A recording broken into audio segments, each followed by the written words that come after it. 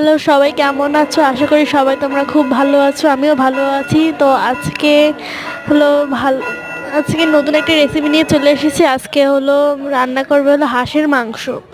তো এই হাঁসের মাংস, তারপরে টমেটো, কাঁচা লঙ্কা, আদা বাটা, এগুলো একটা প্লেটে রাখা হয়েছে। এটা হলো ম্যারিনেশনের সময় দেওয়া হবে। তারপর লবণ দিয়ে দিল, এরপরে ধনে গুঁড়ো দিয়ে দিচ্ছে, 2 চামচ দিল ধনে গুঁড়া।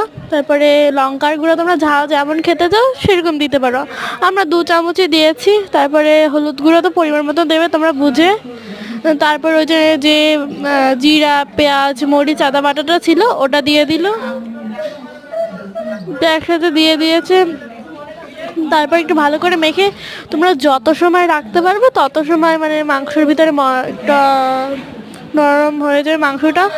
মশলাটাও মানে কষানোর সময় ভালো একটা স্মেল আসবে।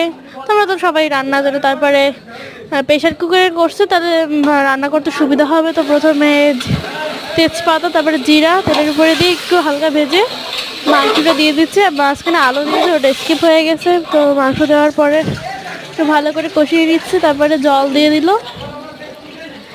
জল পরিমাণ মতো জল দিয়ে তোমরা যেমন গ্রেভি খাবে তো সেরকম মাখা মাখা করলে অল্প। তারপরে প্রেশার কুকারে ঢাকনা বন্ধ করে দিল, সিদ্ধ হওয়ার জন্য রেখে দিল।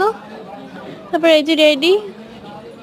তোমরা আর একটু ঝোল কম দিতেও পারো। তো আজকে পর্যন্ত এই আমাদের রান্না। দুপুরের খাবার সব রেডি হয়ে গেছে।